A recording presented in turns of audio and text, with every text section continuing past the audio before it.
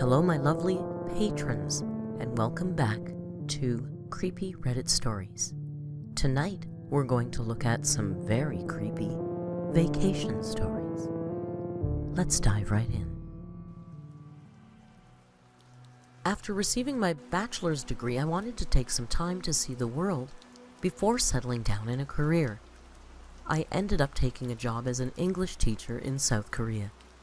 I loved the adventure of being alone in an entirely different culture on the other side of the world.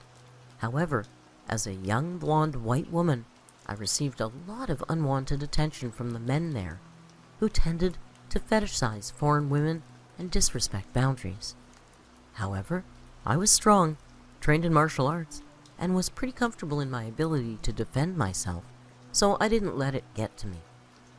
One night, however, I had a close call. I was heading home from work after dark, walking the several blocks home to my apartment. This night, however, something was different. I soon became aware of footsteps behind me that followed me the entire way. It could be just a coincidence, I thought. There was always a lot of people on the sidewalks anyway, but this just felt off. I made it to my apartment, which was on the third floor of a small building above a Chinese restaurant. There were only about 9 apartments total in the building, so the fact that the footsteps continued to follow me as I entered the building and climbed the stairs made it less likely that this was a coincidence. Whatever, I thought. If the fucker wants trouble, he's gonna find it. I continued up to my apartment, unlocked it, and went in. I didn't bother locking it because, as I always did, I was only coming in to change my tennis shoes and get my dog to take her out for a walk. My dog was a rather large Alaskan Malamute. Like me, she stood out like a sore thumb in this city because most everyone else only owned cute little toy breeds, usually Pekingese or Shih Tzus, with their fur dyed bright colors. When I walked Yori, people often let out a scream and ran to the other side of the street.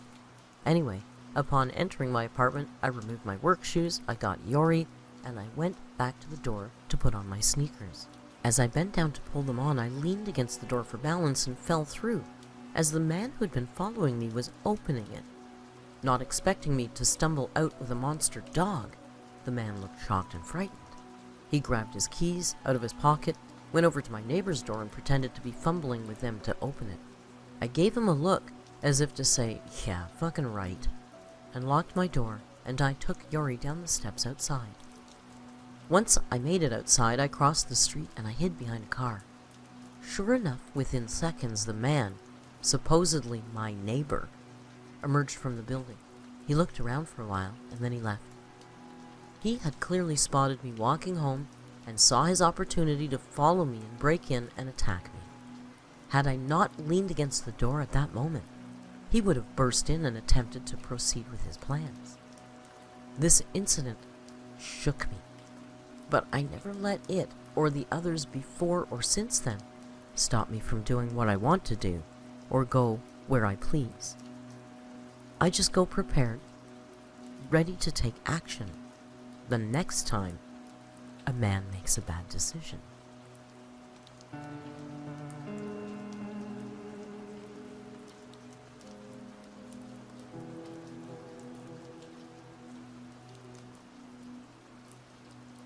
This story I'm about to tell, only a few people close to me have ever heard. However, I never actually explained in detail what happened that night to absolutely anyone. For this story specifically, it is necessary to explain my general area I live in as it pertains to this event.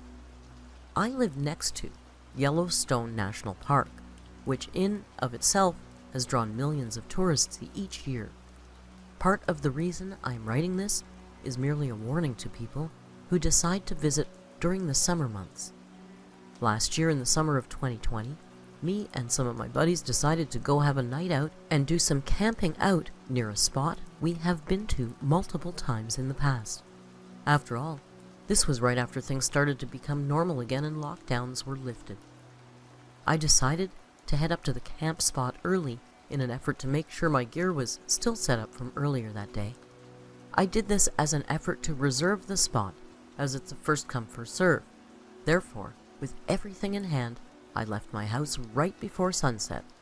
We were all supposed to meet up within the hour, so I didn't really have any concerns of being by myself.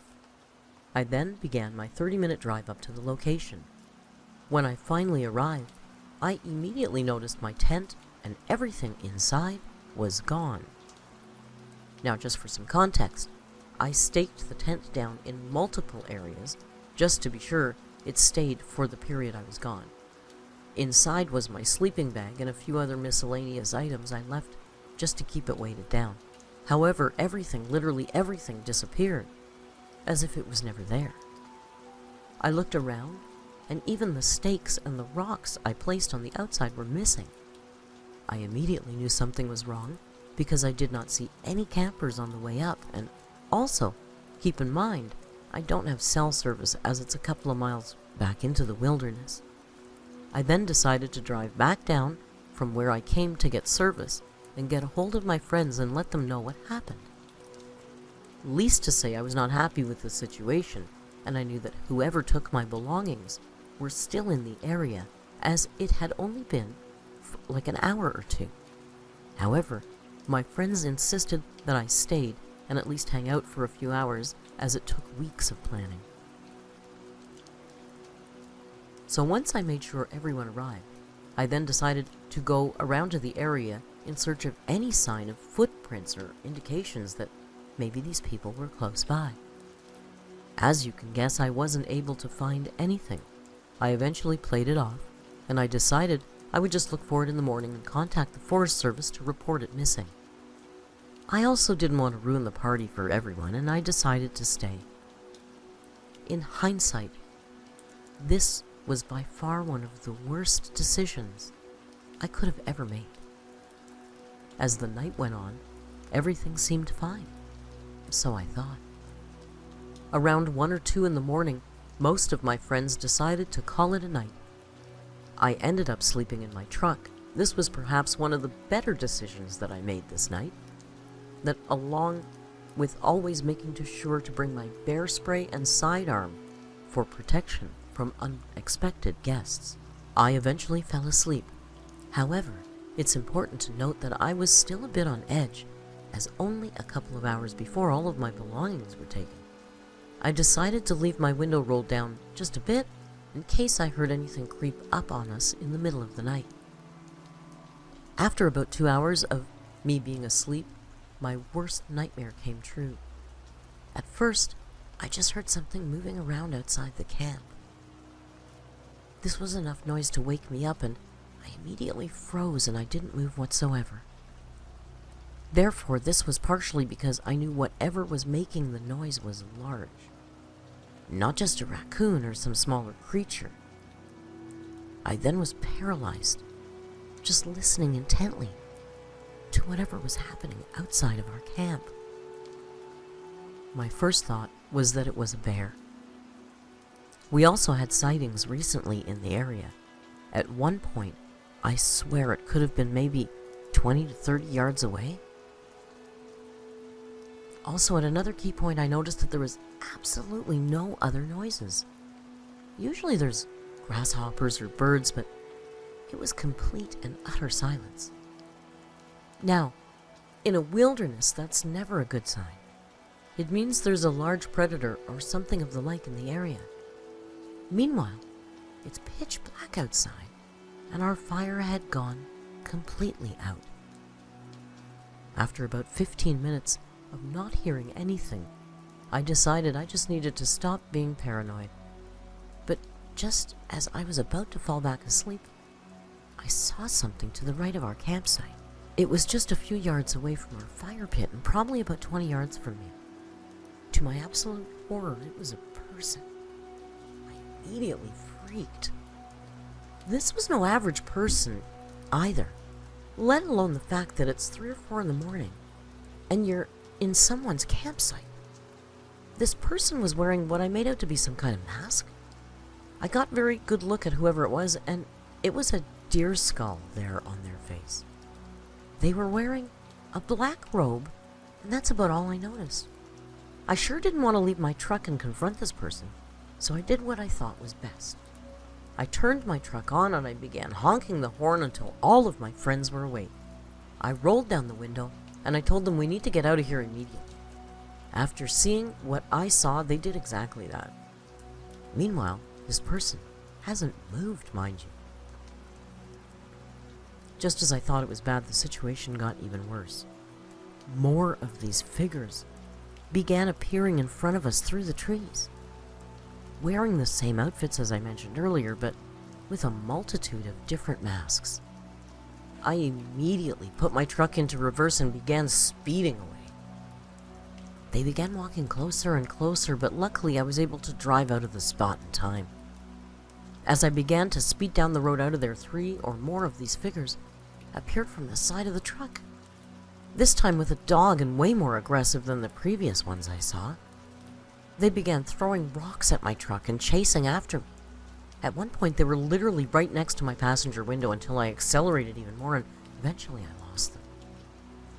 As I looked back in my mirror, I saw only one figure left, just simply staring at me from behind a tree. This image is forever seared in my head. From this night on, I've refused to ever go back up there. I've never ever spoke of this to anyone. Even when I was out at my friends that experienced this, we never mentioned it, ever. It's been over a year now since this happened, and well, all I can say is that I believe these people were in some sort of a cult. I heard other stories about similar events happening, even cattle completely disappearing. It's very barbaric, and you wouldn't think that such a beautiful national park that attracts so many people year-round would have such a dark and disturbing secret. My advice to anyone that decides to travel to these mysterious and preserved parks of intrinsic beauty would be to always bring protection of some kind, like make sure you know others know about your plans and never go alone. There are hundreds of missing person reports across the national parks inside the United States, and I could have very well been one of them had I stayed just a few minutes longer.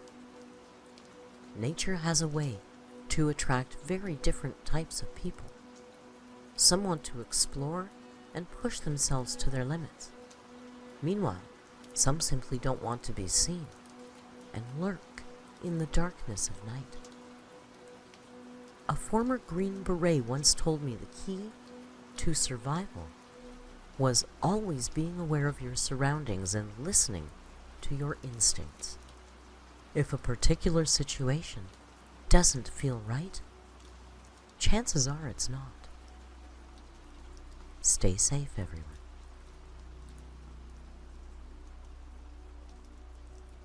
Thank you to my lovely patrons, and I hope you've enjoyed this episode of Creepy Stories Vacation Edition. Until we meet again, please be kind, and hasta luego.